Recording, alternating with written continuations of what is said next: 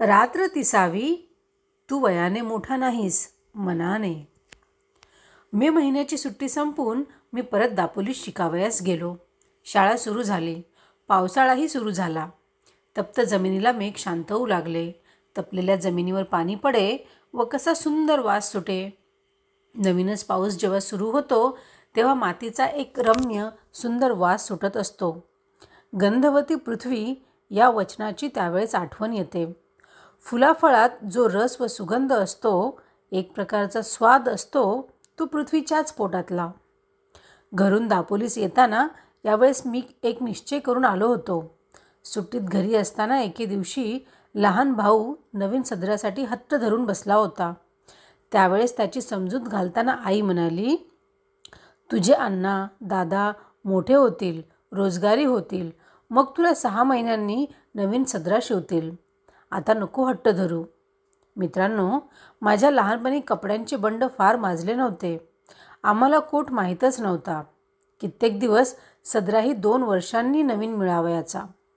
थंडीच्या दिवसात धोतर चौघडी करून गळ्याशी बांधून शाळेत जावयाचे. मफलर नव्हते, जॅकेटे नव्हती, गरम कोट नव्हते. आता शहरात तर विचारू नका, परंतु खेड्यांतूनही कितीतरी कपडे लागतात. वारा प्रकाश यांचा अंगाला जितका स्पर्श होईल तितका चांगला. वारा व प्रकाश यांच्या रूपाने प्रत्यक्ष परमेश्वरच आपली अंगे स्वच्छ करावयास जणू येत असतो. परंतु त्या सृष्टी माऊलीला आपण अंगास हात लावू देत नाही व नाना रोग शेवटी आपणच जडतात. एक रशियन डॉक्टर म्हणतो, जगातील पुष्कळसे रोग फाजील कपड्यांमुळे होतात. रशियातील मुले फार थंडी नसली म्हणजे फक्त लंगोट लावूनच शाळेत जातात. कपडा कमी वापरण्याची वृत्ती नवीन रशिया निर्माण करीत आहे. विचाराच्या डोळ्यांनी रशिया पाहण्याचा यत्न करीत आहे व तसे चालण्याचेही ठरवीत आहे. माझ्या धाकट्या भावाचा सदरा फाटला होता. आईने त्याला 2-3 गाबड्या लावल्या होत्या. आपल्या भावास नवीन कपडा शिवून न्यावयाचा असे मी ठरवून आलो होतो. परंतु पैसे कुठून आणावयाचे? माझे वडील कोर्ट कचेरीच्या कामास वरचेवर दापोलीस येत. दारिद्र्य येत होते तरी कज्जे दलाली सुटली नव्हती. व्यसनच असते तेही. काही लोकांना कोर्ट कचेऱ्यांशिवाय चैनच पडत नाही. स्वतःचे संपले तरी दुसऱ्याचे खटले चालवावयास ते येतात. तुझा खटला मी जिंकून दिला तर मला इतके पैसे, खटला फसला तर झालेला खर्च सारा माझा, असे सांगून खटला चालविण्याची कंत्राटे घेणारे लोक मी पाहिले आहेत. वडील दापोलीस आले म्हणजे 2 आणे मला खाऊला म्हणून द्यावयाचे. खाऊच्या पैशातील 1 पैसा खाऊमध्ये न खर्चण्याचे मी ठरविले. ज्येष्ठात आमची शाळा सुरू झाली. गणेश चतुर्थीला 3 महिने होते. तेवढ्यात महिन्यांत त्या खाऊच्या पैशांचा रुपयाभर जमला असता. गणेश चतुर्थीस धाकट्या भावास कोट किंवा सदरा शिवून न्यावयाचा असे मी मनात निश्चित केले. ध्येयावर डोळे होते. रोज पैसे मोजत होतो. गणेश चतुर्थी जवळ येत चालली. मजजवळ 1 रुपया 2 आणे जमले होते. गौरी गणपतीला नवीन कपडे करतात. आपल्या गावातील मुलांना त्यांचे आईबाप नवीन कपडे शिवतील, परंतु माझ्या भावास कोण शिवेल? माझ्या भावाला मी शिवून नेईन. मी शिंप्याकडे गेलो. माझ्या भावाच्या वयाचा एक मुलगा मी बरोबर घेऊन गेलो. त्याच्या अंगाचा कोट शिवावयास मी सांगितले. 2 वार कापड घेतले, अर्धा वार अस्तर घेतले. कोट तयार झाला. जवळच्या पैशात सारा खर्च भागला. तो कोट हातात घेतला तेव्हा माझे डोळे अश्रूंनी न्हाले होते. नवीन कपड्याला मंगलसूचक कुंकू लावतात, परंतु प्रेमसूचक अश्रूच मी त्या कोटावर शिंपडले. मी घरी जाण्यास निघालो. पाऊस मी म्हणत होता. मी ज्यांच्याकडे राहिलो होतो ते म्हणाले, पावसा पाण्याचा जाऊ नकोस, नदी नाल्यांना पूर आले असतील. पिसईचा पर्या, सोंडेघरचा पर्या यांना उतार नसेल. आमचे एक. मी कोणाचे ऐकले नाही. हृदयात प्रेम पूर आला होता. तो नदी नाल्यास थोडीच भीक घालणार. नवीन कोट बांधून घेऊन मी निघालो. पंख असते तर एकदम उडून गेलो असतो. चालण्याचे श्रमच वाटत नव्हते. सुख स्वप्नात दंग होतो. आईला किती आनंद होईल या कल्पनेत मी होतो. एक नानेटी माझ्या पायाजवळून उडी मारून गेली. नानेटी म्हणून एक सापाचा प्रकार आहे. तिचा हिरवा रंग असतो. नाणेटी उड्या मारीत जाते. मला जरा भीती वाटली. जपून चालू लागलो. पिसईचा पर्या दुथडी भरून वाहत होता. त्याच्या पाण्याला ओढ फार. काय करायचे? आईचे नाव घेतले व शिरलो पाण्यात. हातात काठी होती. पुढे काठी टाकावयाची व मग पाऊल टाकावयाचे. मी वाहून जाण्याच्या बेतात होतो, परंतु कसा बाहेर आलो देवाला माहीत. माझे प्रेम मला तारीत होते. इतर नदी नाल्यांना प्रेमाने भेटावयास जाणारा तो नाला, तो मला कसा बुडवील? मी माझ्या भावास भेटावयास जात होतो. त्या नाल्या इतकाच उत्सुक होतो. धावपळ करीत होतो. त्या नाल्याप्रमाणेच मीही हृदय भरून घेऊन जात होतो. रस्त्यातील खडी वर आली होती. सुयांसारखे दगड पायांना खोपत होते. माझे तिकडे लक्ष नव्हते. अंधार होण्यापूर्वीच घरी जाण्याची धडपड चालली होती. परंतु वाटेतच अंधार पडला. कडाड कडाड आकाश गरजत होते. विजा चमचम करीत होत्या.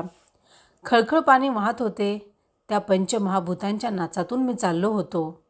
शेवटी एकदाचा मी घरी आलो. ओलाचिंब होऊन गेलो. आई, मी बाहेरून हाक मारली. हवेत फार गारठा आलेला होता. वडील संध्या करीत होते व आईने शेगडीत निखारे शेकण्यासाठी दिले होते. अण्णा आला, आई, अण्णा आला. धाकट्या भावाने दार उघडले. दोघे लहान भाऊ भेटले. इतक्या पावसातून श्याम कशाला आलास? सारा भिजलास ना? आई विचारू लागली. सोंडेघरच्या पर्याला पाणी नव्हते का रे? वडिलांनी विचारले. हो, परंतु मी आलो कसा तरी, मी म्हटले.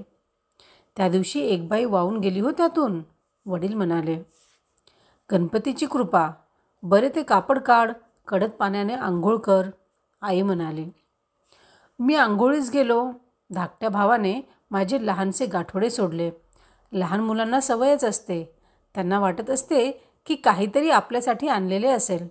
परंतु मी माझ्या भावंडांस काय आणणार? कोणता खाऊ आणणार? कोणते खेळणे आणणार? कोणते रंगीत चित्रांचे पुस्तक देणार? मी गरीब होतो. परंतु माझ्या लहान भावास त्या गाठोड्यात काहीतरी सापडले. त्यात कोट सापडला. नवीन कोट. तो कोट नव्हता. ते हृदय होते. ते प्रेम होते. ती आईची फलद्रूप झालेली शिकवण होती. अण्णा, हा लहानसा कोट कोणाचा? हा नवीन कोट कोणाला रे? धाकटा भाऊ कोट घेऊन मजजवळ येऊन विचारू लागला. मग सांगेन, घरात जा घेऊन, मी म्हटले. आई, हा बघ कोट. हा काही अण्णाच्या अंगाचा नाही. हा मला आणला. होय आई? धाकटा भाऊ आईला विचारू लागला. आईने कोरडे धोतर दिले. मी चुलीजवळ शेकत बसलो. आई म्हणाली, श्याम, हा कोणाचा कोट? मोरू जोशांकडे का रे द्यावयाचा आहे? कापातल्या मुक्याने पाठवला असेल, वडील म्हणाले. नाही, हा मी पुरुषोत्तमसाठी शिवून आणला आहे, मी म्हटले.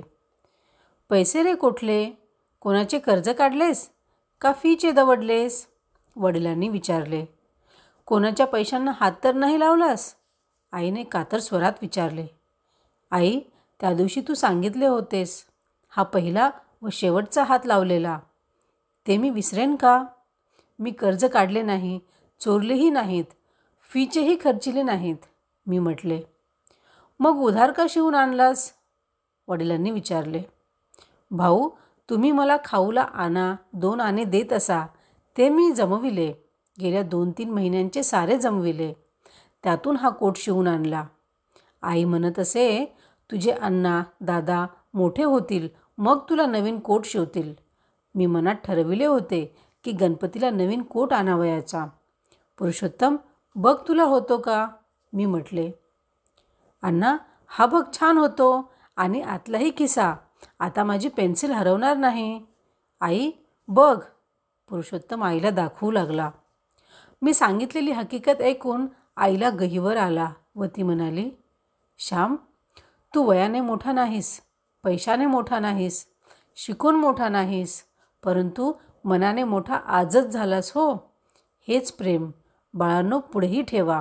या प्रेमावर देवा दृष्ट नको कुणाची पाडू. वडिलांनीही माझ्या पाठीवरून हात फिरविला. ते बोलले नाहीत. ते हात फिरविण्यात सारे बोलणे होते, साऱ्या स्मृती होत्या. आई, याला कुंकू लावू? पुरुषोत्तमने विचारले. बाळ, आता घडी करून ठेव. उद्या कुंकू लावून देवांना नमस्कार करून अंगात घाल. नवीन कोट घालून गणपती आणावयास जा हो, आई म्हणाली.